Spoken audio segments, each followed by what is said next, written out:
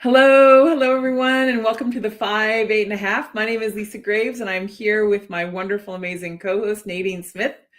We're here for your midweek break, and we are so excited to have a chance to catch up amidst all of the crazy things that are happening in the world and be with you, our wonderful audience, as we try to slow things down, to refuel, reflect, and remind ourselves that we're not alone and the glass is half full. And you know the routine, it's 5 stories in 8 minutes. But before we jump into our topics, how are you doing, Nadine? What's going on? I'm doing great. You and I are in the same state. It's true. We're in Wisconsin. Yes. And yet we may as well, it's like a hawk to the moon as far, we still could not be further away and be in the same state, but it's true. I used to live in Madison, but I don't live there anymore. And it has one of the most beautiful capitals, I think, in the country. Yeah. And a lovely square to walk on. I'm so glad you're there. I'm sorry I can't come down and hang out with you. Well, as a Floridian, it's nice to get a little cool weather. Not quite as cold as where you are, but things are good. Things are good. On because it's 56 degrees way up north, but it's hot in most other parts of the country. So I feel a little guilty with my little sweater on. But so you've been traveling for work. I actually have traveled almost all of June, but now I'm home for a little while, and it is nice to get some cool rain up here where we had a bit of a drought. But I know that you're coming up north from hot, humid Florida, so it must be a nice respite to be up here. It is.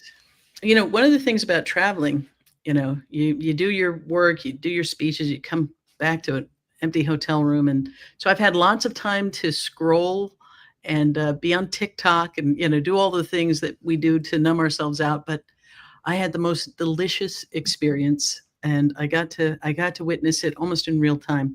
So for anybody who's a football fan, perhaps you saw the Chelsea Club World Cup trophy ceremony, and the guy who crashed it.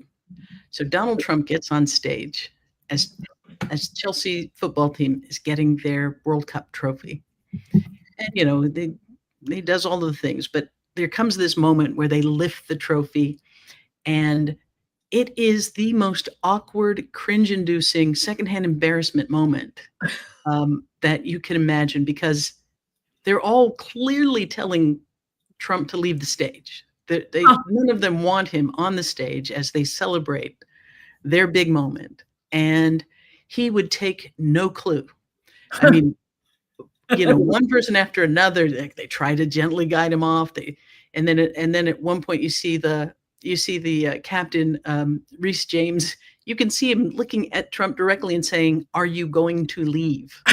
And he didn't.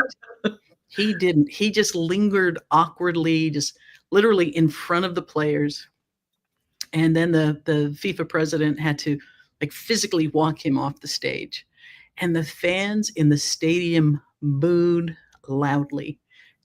During they booed him before, and they booed him again as he hovered, and there became a rumor that the club had cut him out of the picture, because you can see the celebratory picture, but they didn't. They just waited and chose an angle where you could barely see Trump. You really had to look for him, but it was just, it feels like a indicator of a level of vulnerability that he has, like a weakness that is finally being exposed.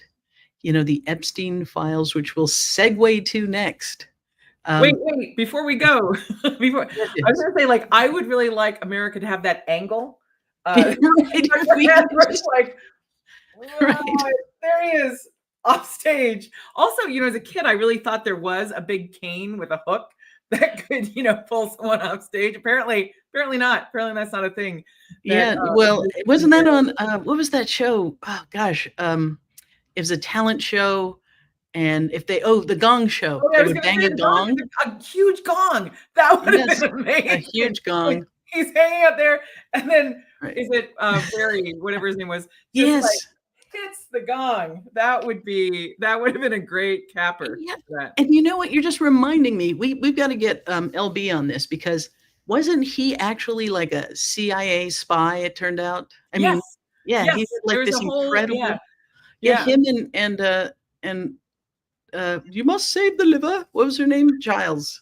Julia Childs. Julia They were in the Childs. Foreign Service. They were in the Foreign Service. Okay. It's true. Yes. It's true. I'm just saying there's a theme here. But yeah, a hook, a gong, a trapdoor, whatever it takes. But I mean, it really was. I don't feel sorry for him, but if I was capable of feeling sorry for him, watching him just putter around, trying desperately to have, to be included, and they're just like, get out of our picture. I mean, the thing is he has to be the center of attention of anything and everything. Like the way he takes pictures where he's pointing at the person so that you're looking at him instead, like it's so diabolically like distracting. And then, I mean, I literally cannot get out of my head, although I wish I could get him not to have rent in my head. But that image of him at was it like the G9 or G10 or I don't know, G whatever, right. where he like pushes the other leaders out of the way and busts up to the front. Like that is like the jerkiest dude in your like elementary school class. Yeah. So you'd like to have somebody for him as a child, but as an adult, it's just maddening. And like clearly he had nothing to do with Chelsea winning anything. Like like his presence there is like accidental and like absurd and completely unrelated to their talent, to their efforts, to their, victory. And it's like you said, like, take a hint, get a clue, get a grip, get off the stage, man. You know what she made me think of? You remember the original Willy Wonka? Yes. And all of the kids are just sort of like selfish and greedy and I want to call daddy, all of that. And he would have been, you could just see him as one of those kids. Salt. Yeah. There you go. Anyway, yes. But that is, so that in and of itself, there was just a little bit of satisfaction. But I really do think it speaks to this shift that's happening right now. The tide is turning. A little bit. And, I'm not trying to make more out of it, out of that incident, but to have the captain of the team just look at him and say, are you leaving? Are you going to leave? And you can say GTFO here. I don't know that that was the acronym. Yep. Which really does bring us to our the second topic, which is the cult eating itself right now. You were seeing in real time a civil war brewing. Trump has spent all of this time, the MAGA-verse has spent all of this time whipping up all manner of conspiracies about Epstein, inverting the facts. And now that DOJ has released a memo saying there's no Epstein client list, no ongoing case, no evidence he was murdered, denying that there's a list, all of those things.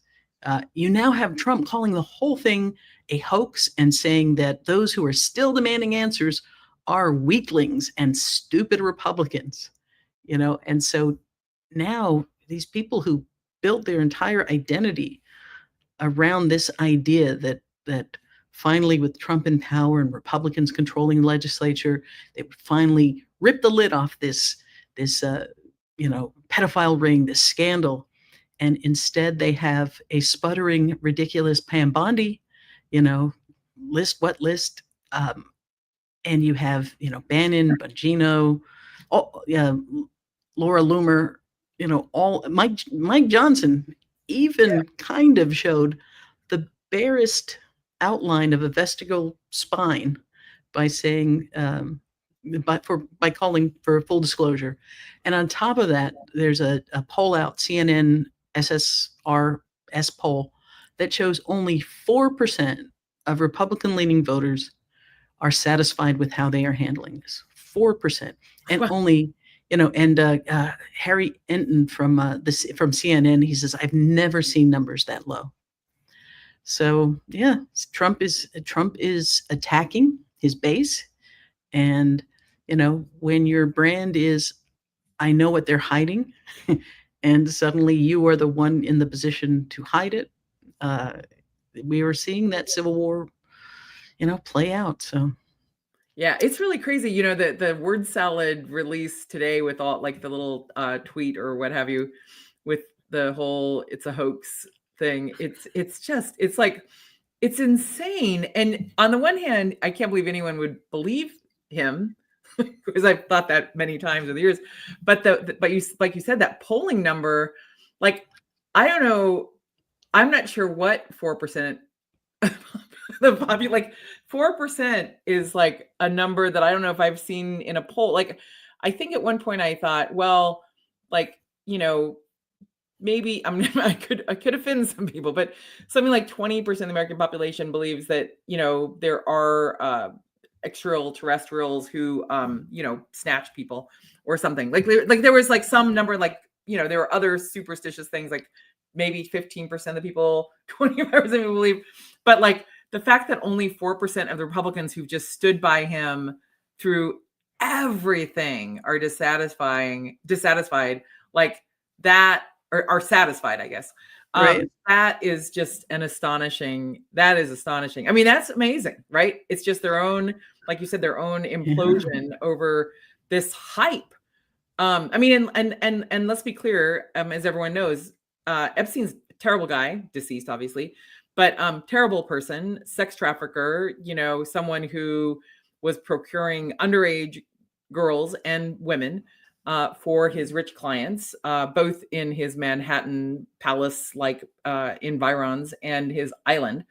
And he was let off early on in facing criminal charges by this guy named Alex Acosta, who was previously the sort of henchman for C. Boyden Gray, who was the White House counsel who got Clarence Thomas installed in the Supreme Court. So there was good old Alex Acosta attacking Clinton judges and the nominations process, gets rewarded with a job in the Civil Rights Division, then gets rewarded with a job as the U.S. attorney for the Southern District of Florida, like one of the really serious U.S. attorney's offices in the country. No offense to, like South Dakota or something, but like, some serious crimes down there.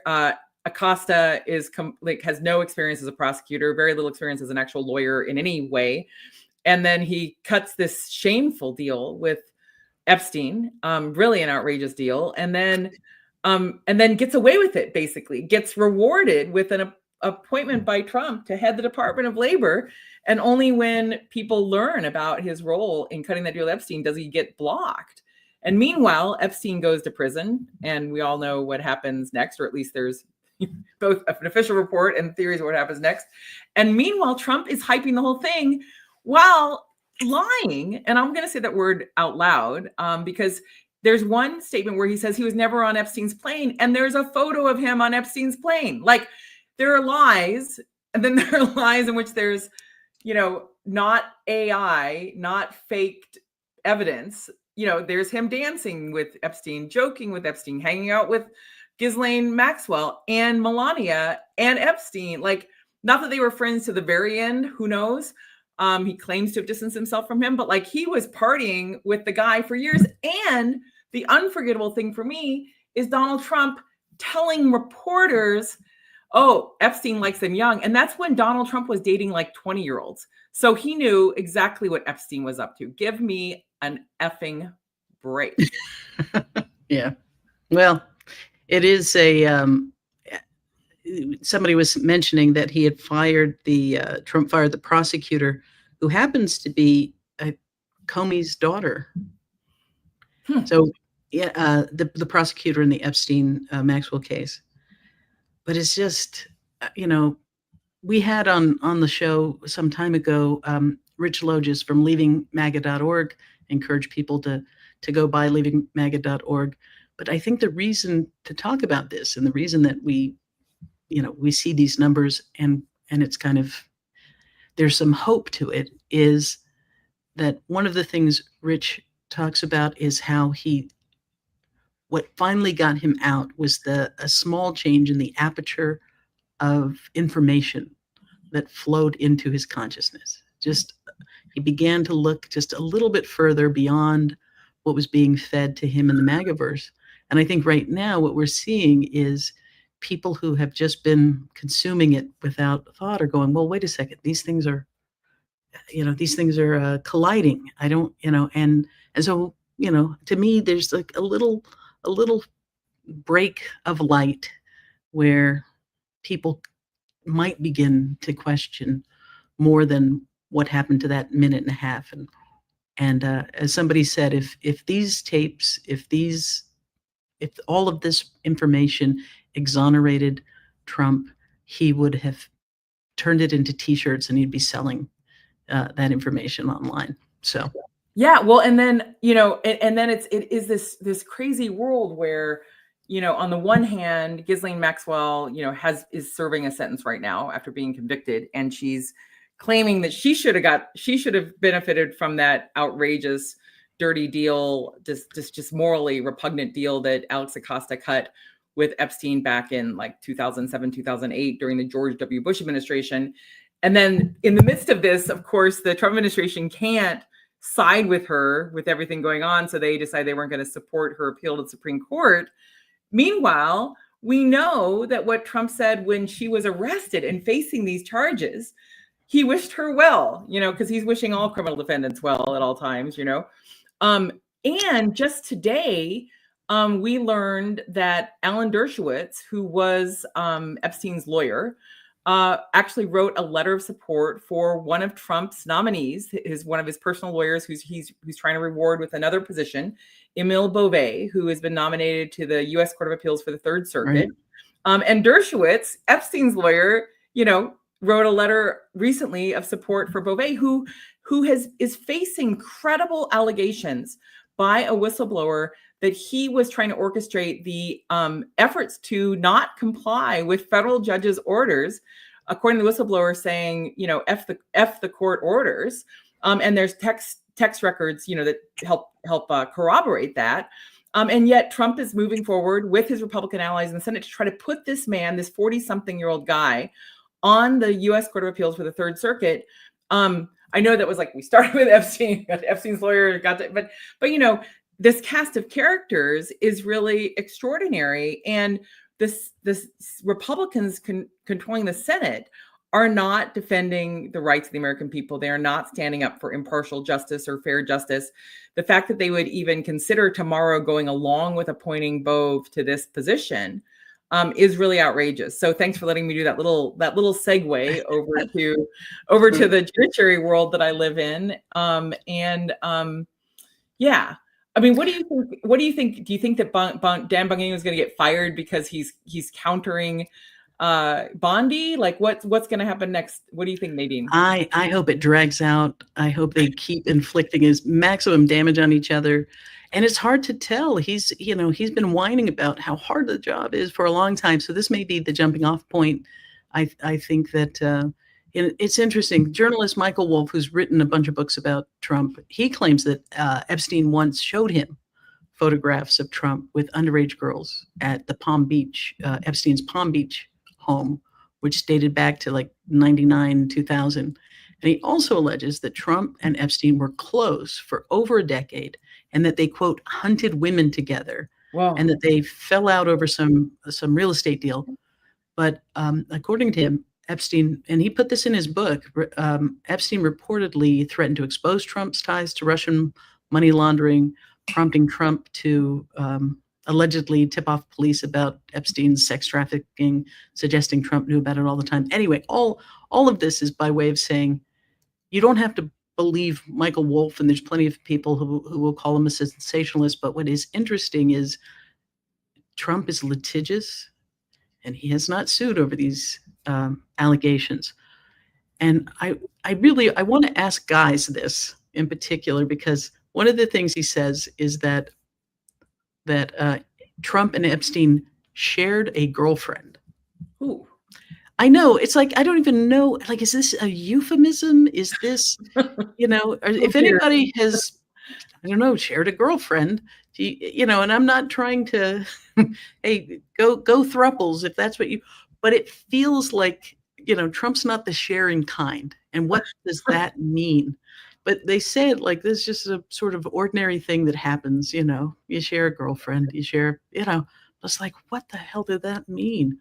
Yeah. Anyhow.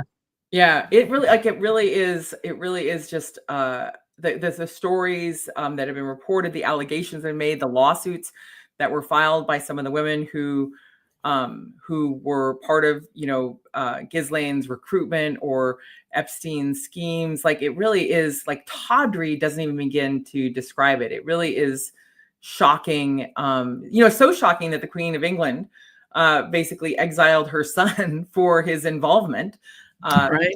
in it, in terms of his official duties. And so, yeah, it's crazy. And the idea that Trump thinks he could just like snap his fingers and turn the page on it in the matter of 24 to 48 hours, despite all the ways in which they've tried to use this as, fueling the QAnon stuff, even the Pizzagate stuff that's just outrageous, outlandish nonsense about, sex rings, child sex rings with Democrats or Hollywood. Like, it's so bizarre. And yet, having served up all this hype, now they can't deliver. And I have to say, like, I thought there was a client list. I haven't seen the client list, but they seem to be saying Dershowitz says there's a client list. Yeah. It's madness. Yeah. Well, weaklings and cowards, or whatever he called them. Speaking of weaklings, I think we should talk about the Supreme Court. I think we should talk about the Supreme Court and how they've lifted the injunction that has been blocking 1,400 layoffs at the Department of Education. So, let me take that on. And let me just say, you said, speaking of weaklings, I thought you were going to talk about Greg's newsletter, Greg O'Leary's early newsletter. But WEAKLING. And that is sort of an opposite world segue, in a sense, from me to our amazing guest, who is not a weakling, but is actually one of my heroes. Tonight we have a wonderful person joining us, Diallo Brooks. He's someone who, I get a lot of credit for launching Alec Exposed back in 2011, but really that work builds on the amazing work that Diallo Brooks was doing with People for the American Way more than a decade earlier, trying to drag the American Legislative Exchange Council into the sunlight for its destructive agenda, including its agenda attacking public schools. So who is this Diallo Brooks that I'm speaking about? He leads a new LLC. It's called Civic Vision Strategies. He previously was the Senior Equity Fellow for the Schott Foundation for Public Education. He was also a Senior Equity Fellow for the U.S. Department of Education in the Biden administration, and previously was a leader of People for the American Way and led their field mobilization, worked on public outreach, worked with young elected officials and more. And I adore Diallo, and I'm so grateful for him coming on the show to talk to us about what's happening at the Department of Education and what he thinks. So welcome to the show, Diallo. Thank you for joining Nadine and me. Oh, thank you, Lisa and Nadine. I'm happy to be here. Yeah. So do you want to start with the question on education, Nadine, or I can, whatever you want to do. You go first.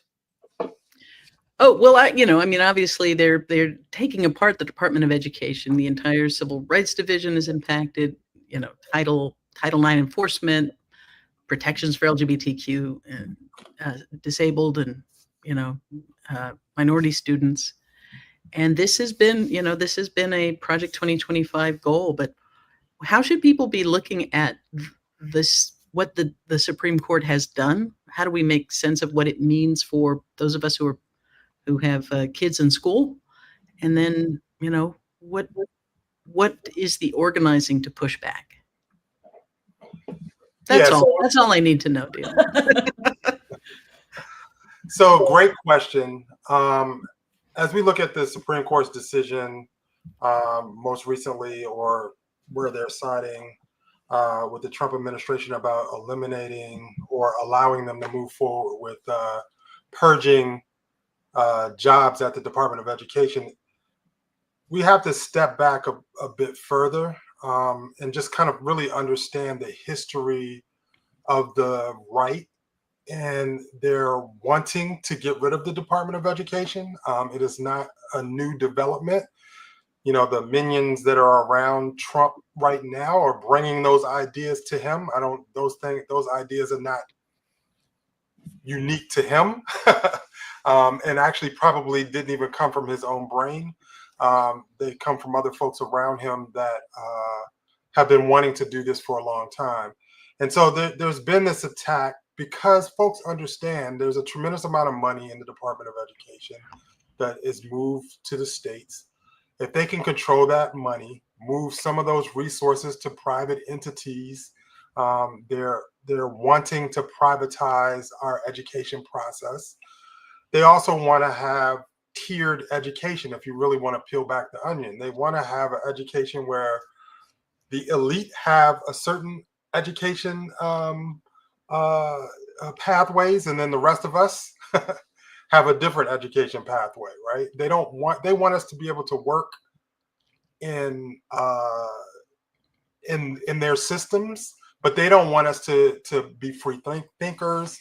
They want to undermine the ability of folks to think freely, to understand our history, to know and make critical thinking decisions in our lives.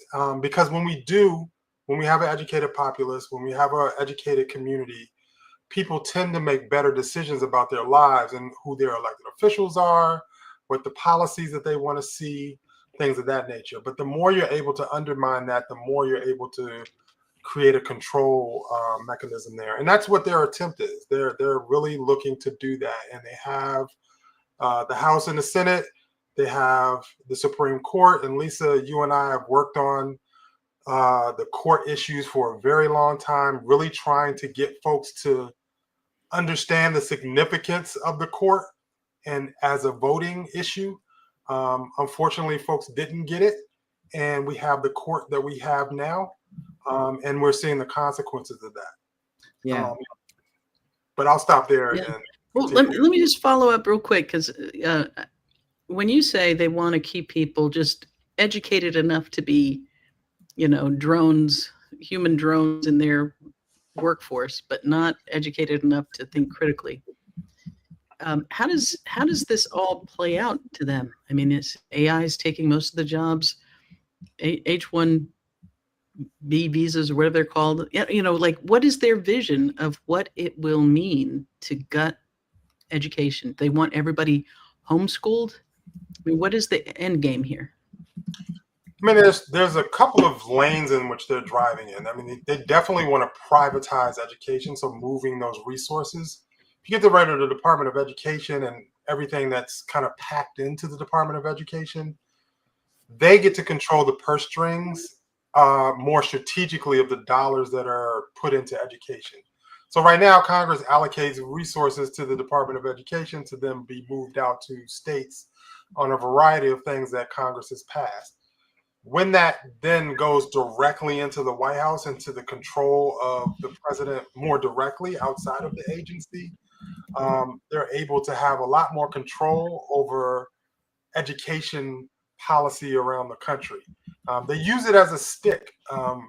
Oftentimes folks use it as a carrot, as a incentivize good behavior and good practice on the education level in the states. But he's going to use it as a stick. If he doesn't want DEI, if you don't get rid of DEI, we won't move funding.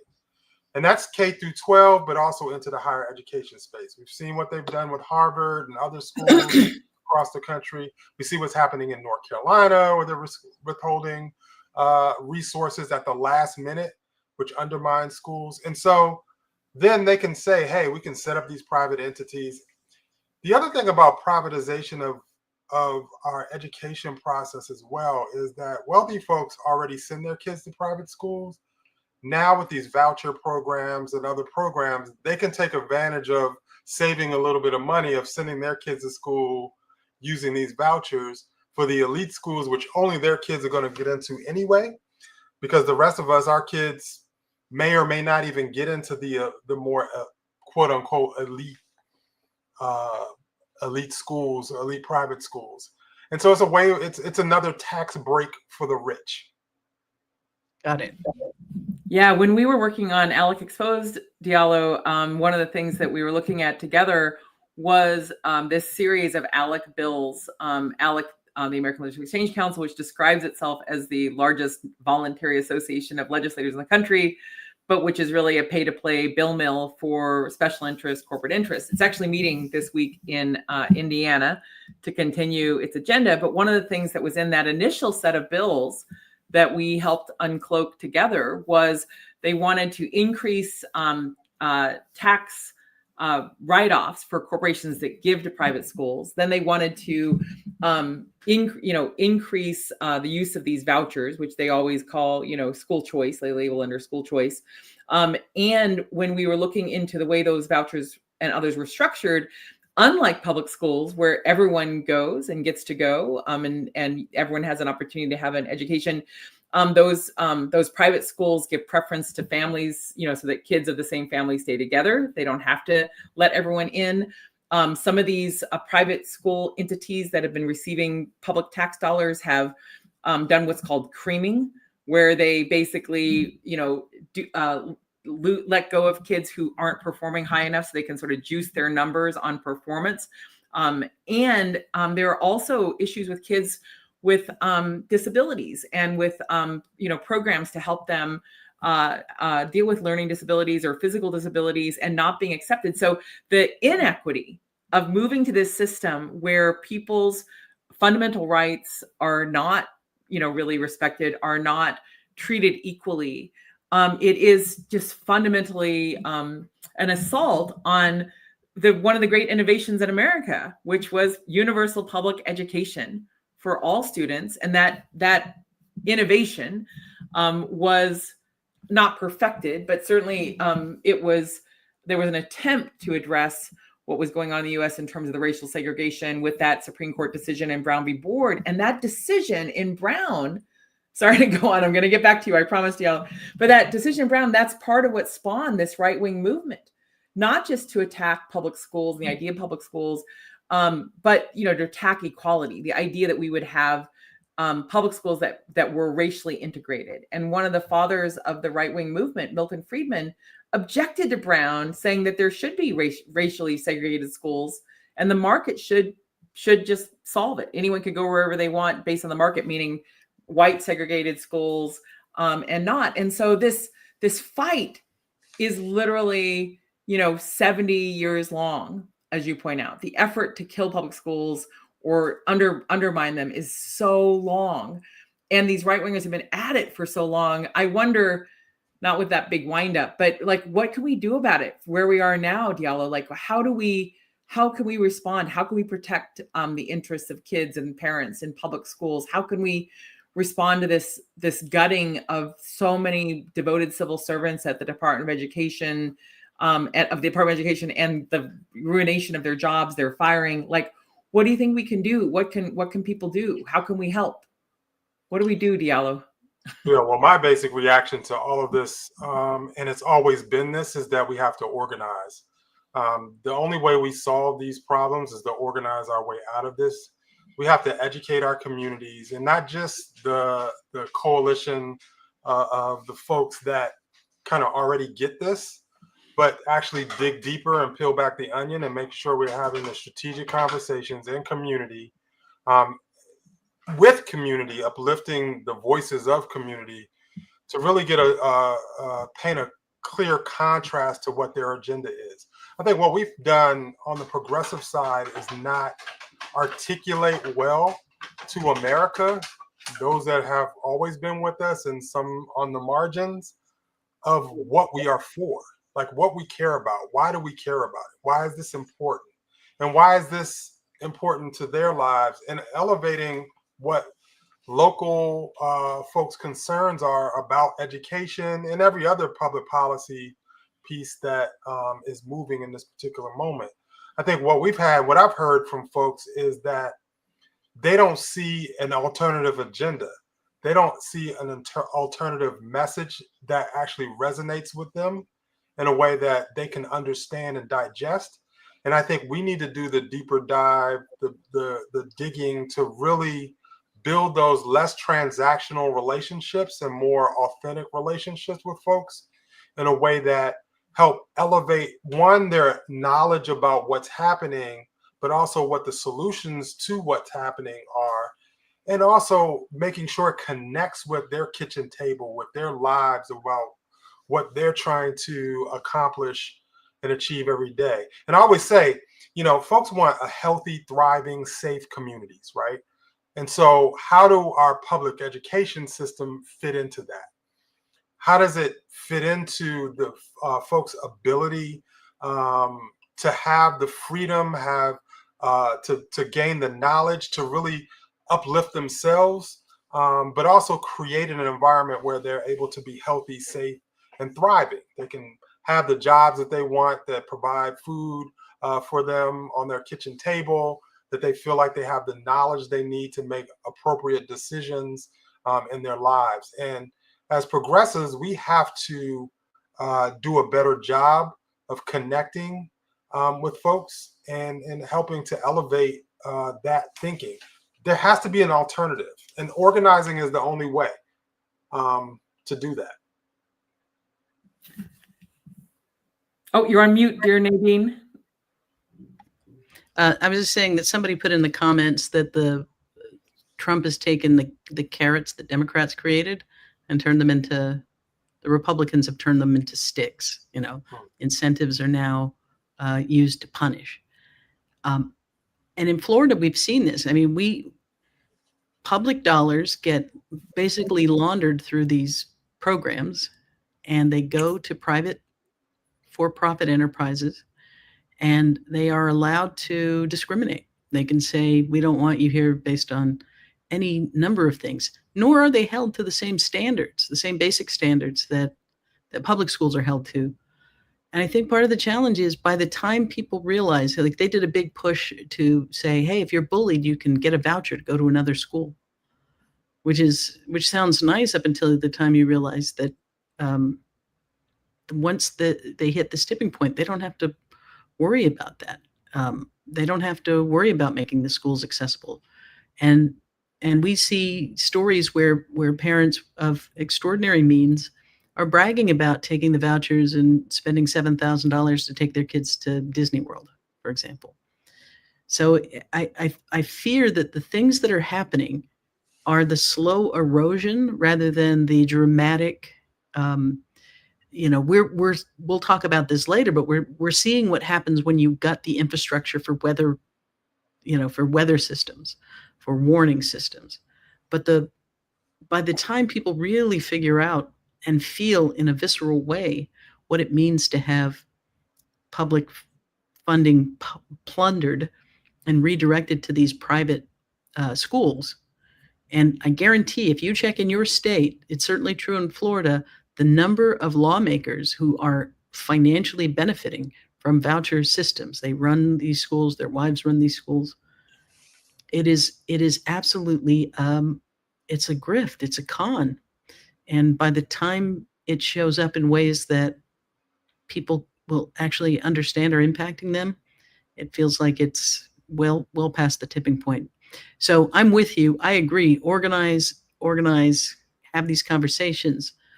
But I'm just trying to figure out how you help people to see far enough into the future to understand what the real cost of watching this privatization happen across the board, whether it's weather, whether it's public schools, whether it's other government functions that should not be run like a business.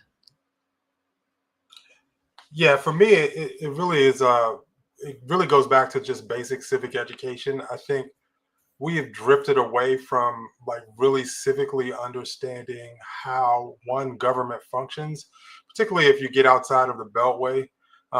Folks don't have a real clear understanding about the systems and how the government functions, how that relates to them on a day-to-day basis.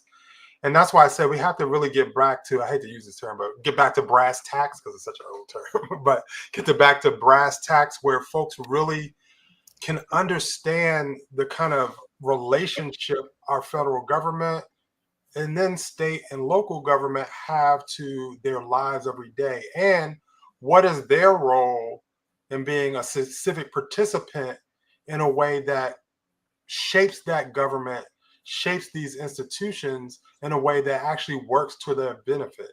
Because right now, people are making decisions that are actually not to their benefit by the folks that they're electing.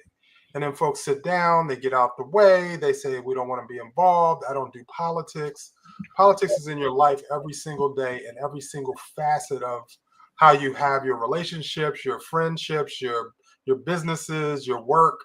And so if folks understand that and understand that our government is only as good as how we participate and how we put into it, or if not, we leave it to others to make decisions about our lives that oftentimes are not going to be in our benefit. Yeah, I mean, that's the notion that I guess part of what I'm taking from what you're saying, Diallo, part of what I'm picking up from what you're putting down, as my young nieces and nephews say, is that we have to stop thinking about democracy as election day. It's every day. It's, what are we doing to, really help make our communities better, help support people who, actually believe in science and facts and investing in our kids and our, schools, our parks, versus these, predators who are just trying to, make everything into some sort of grift and rip us off. It does remind me, like, part of this, what we've seen, and I did some reporting early on a few years ago about disaster capitalism in the education environment. And we saw after Katrina how these private companies literally went to a conference, to talk about the opportunities in New Orleans following that disaster for them to be able to take over the schools and buy up buildings and just use a disaster in order to, financially gain for themselves. And, we've seen, great writing about disaster capitalism.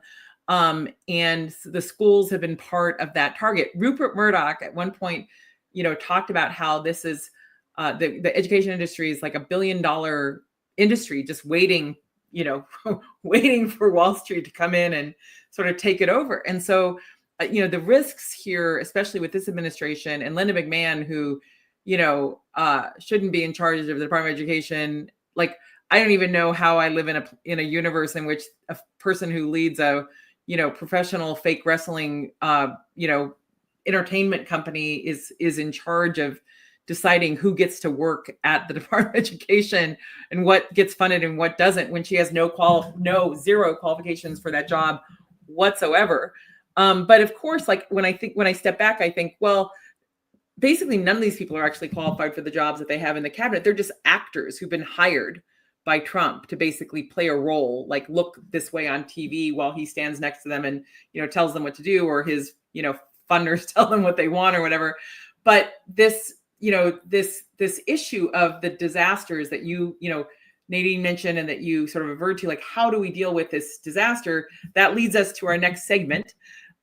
So I want to invite you to stay on if you can, Diallo, to talk with us about FEMA and Texas if you want. But if you need to go, we don't want to keep you too long this evening. Do you want to stay or do you want to go? No judgment, no pressure. Oh, I'm happy to stay. If you want me to stay, I'll be here. Yes, stay. Yeah, absolutely. Okay. All right. Well, and they are related. I mean, these issues are related. And I think some of the same things, like we said, everybody knows flash floods in Texas killed over 130 people. They're still searching for bodies. And this is in a place where they bragged about turning away, the infrastructure. This is, Trump era cuts gutted FEMA's reserves. Congress has refused to act. And then, FEMA prioritized putting a concentration camp in the Everglades over responding to this climate disaster. And to me, when we say, what does it take before people wake up? I think about the sheriff of Kirk County where this happened, where the sheriff publicly acknowledged that his own family was rescued during the flood due to the assistance from a Mexican rescue team. In fact, in a press conference, he said that he would help facilitate a green card for the Mexican rescuers who saved his family. And this is part of the problem. It's like and this is a guy who has been outspokenly anti-immigrant, just playing all of those cards. But now it hits home for him, while the response on the American side is hobbled by the gutting of the weather apparatus, the failure of the emergency system to happen, Kristi Noem's insistence that she personally approve expenditures in a way that handcuffed them. The president of Mexico said, cross the water, help those people. And among the people that they helped was a sheriff who's made a political living on saying horrible things about people coming across the border.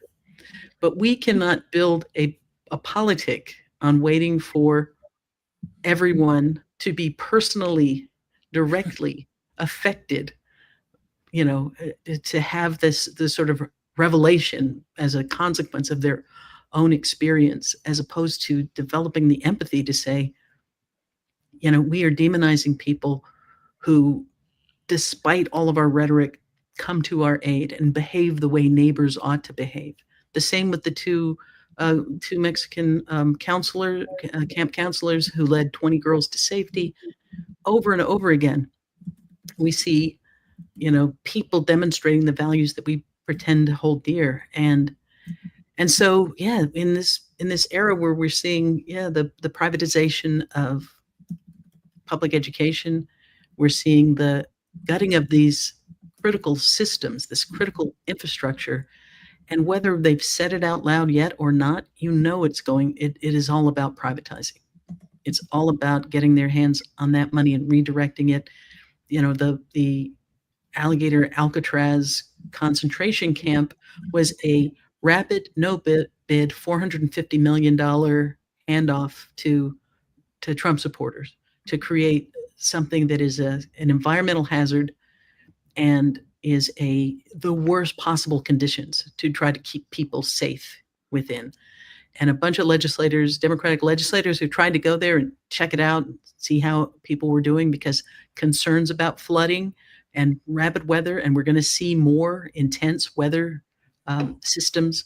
That place was flooded within days of it opening. And that's before we get hurricane number 1. And by all accounts of the people who are there, shoddy construction, the inability to actually provide hygienic circumstances for the people being kept there. They were under tight scrutiny, but they could hear one man yelling, "I'm an American citizen." And as they were leaving, people being detained there were saying in Spanish, "Libertad."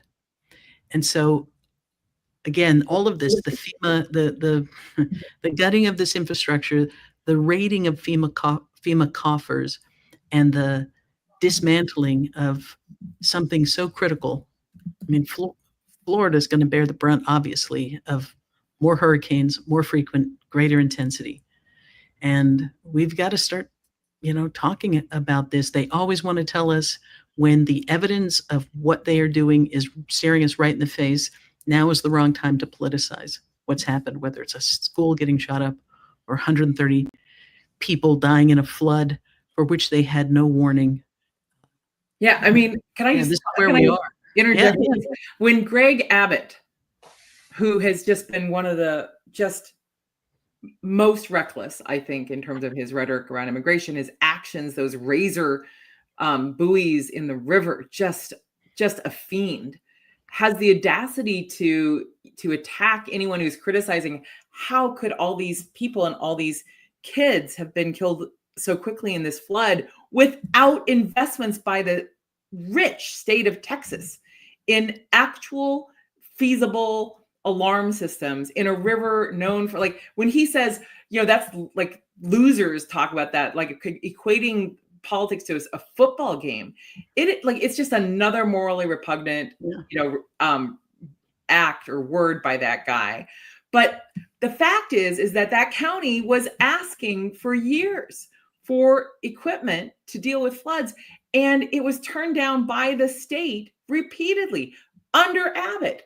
And so, like, I hope, in my personal, I hope the people of Texas finally hold Greg Abbott accountable for his numerous unconscionable acts and his administration. The buck should stop with him. If that county was seeking emergency alarm systems and they were denied by the state, it should account to him.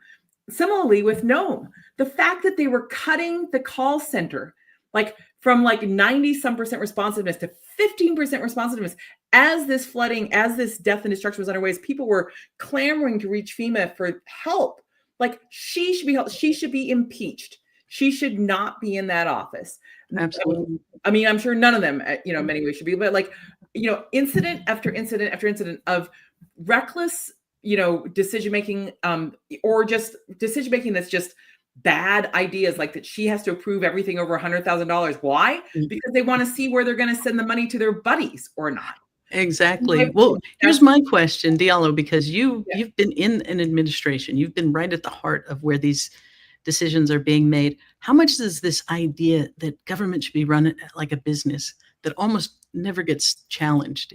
It's just, but it's actually the antithesis of business. But how do you think, what does it take to get people to wake up to the plunder, to the grift, and the danger that it puts us all in? Right. I mean, I think we've gotten in this romanticized love affair with capitalism in a way that is not healthy for us as a country, because we're not able to step back and actually look at the reality of what makes sense for our health and well-being as people, all different types of people. But from a government perspective, you don't want government to run like a business. The only thing that business cares about is making money. Their bottom line is the most important thing. Our government must invest in people, even when the return on the investment is not there, right? Our government must, have flood mitigation plans. There's no return on investment as far as those dollars coming back and we make more money.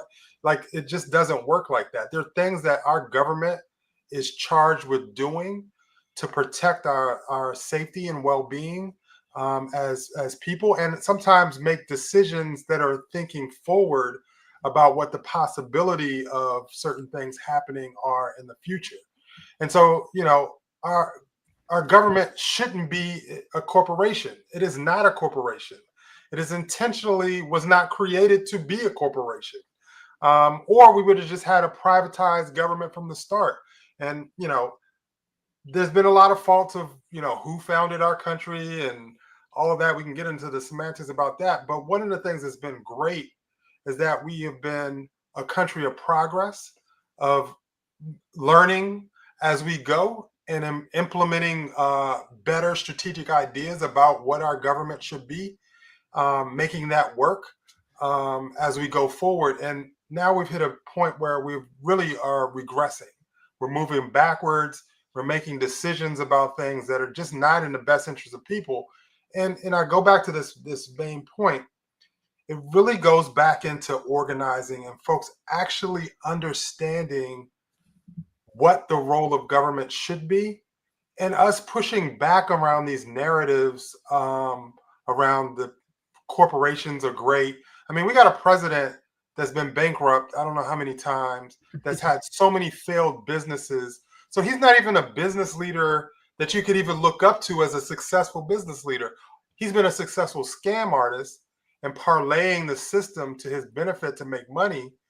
But he has not been a person that's run a business in a way that, any, business corporate leader would say, hey, this is the gold standard of how to run a successful business.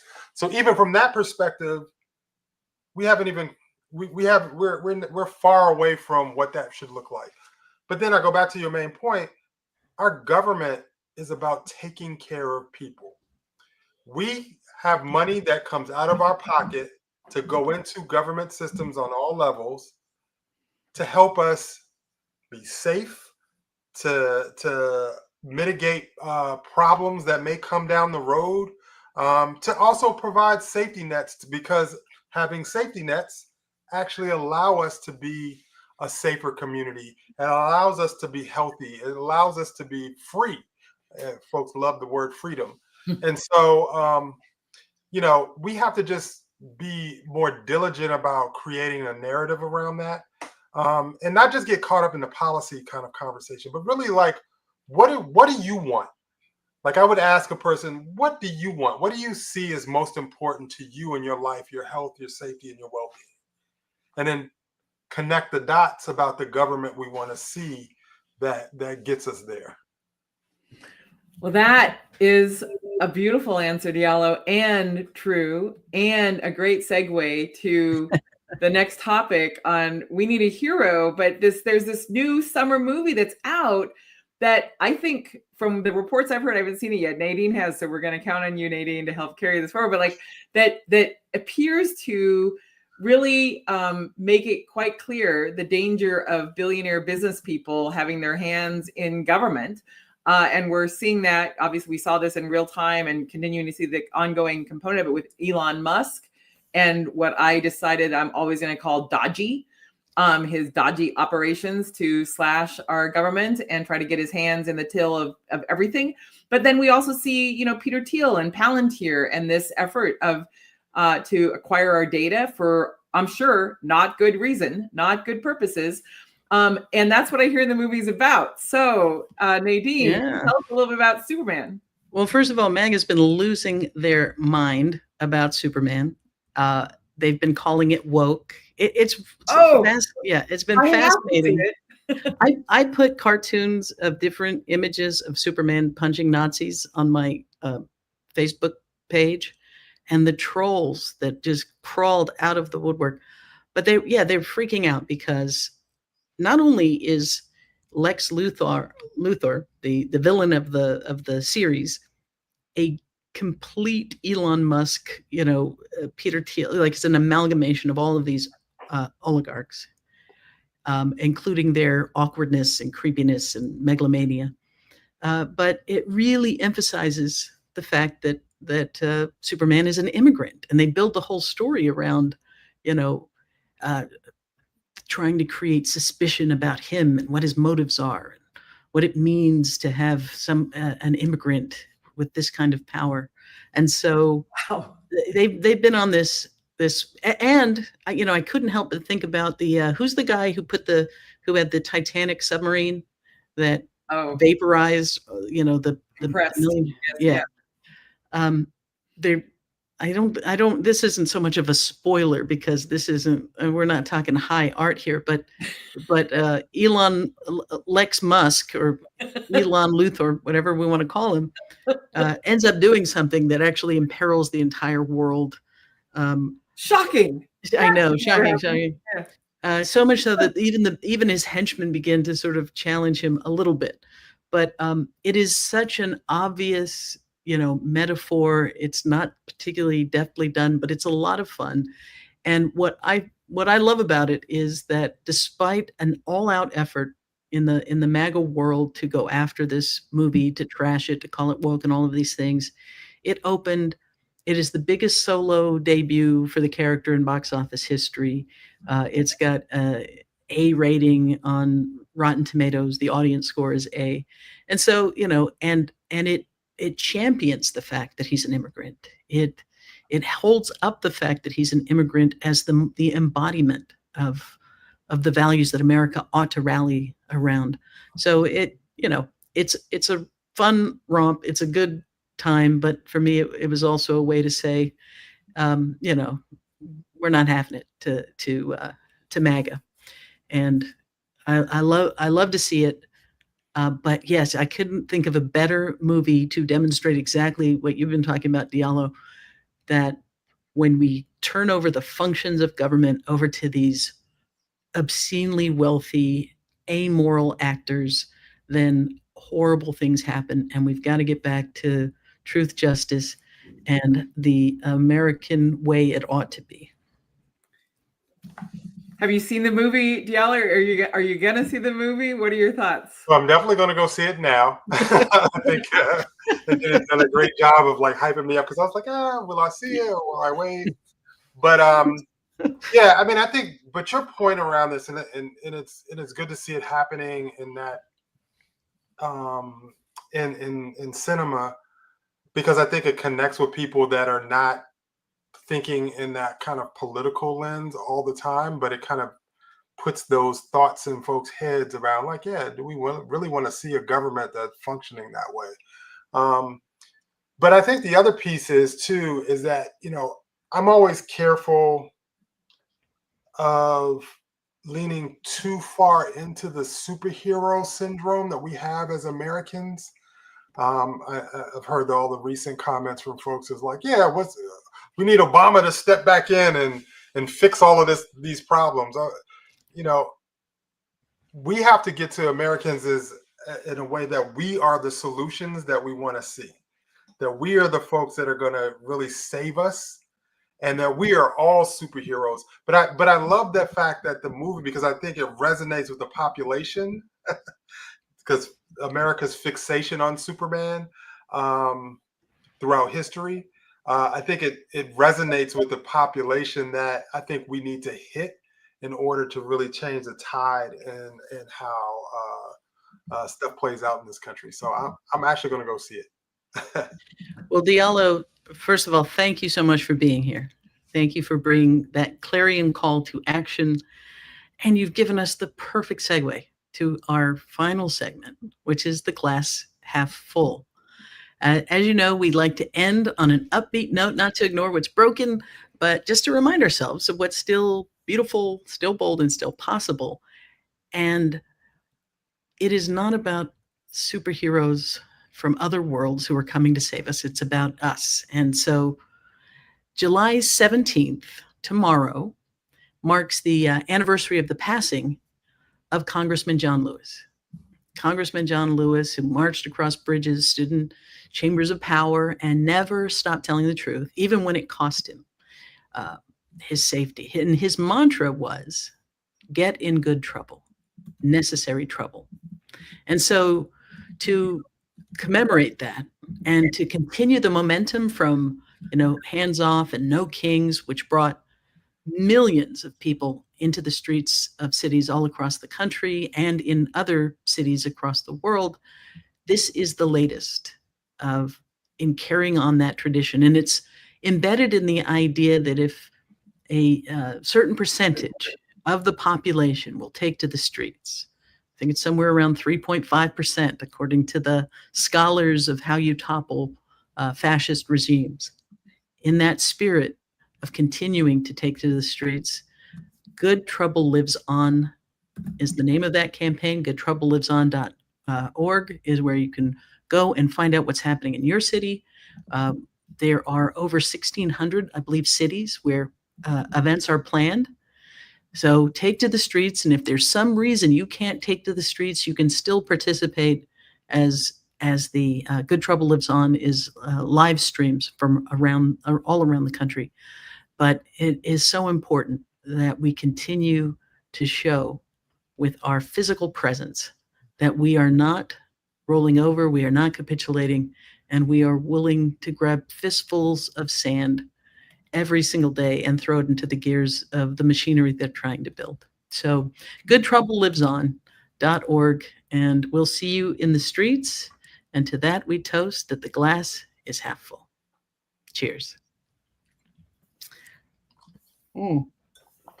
And with that, again, we will thank our guest, Diallo Brooks. I'm Nadine Smith, alongside Lisa Graves. Thanks for making space for the 5-8.5, your midweek breather. Be sure you tune in on Friday at 8 p.m. on this channel to the 5-8 with Greg Oliar and Stephanie Koff.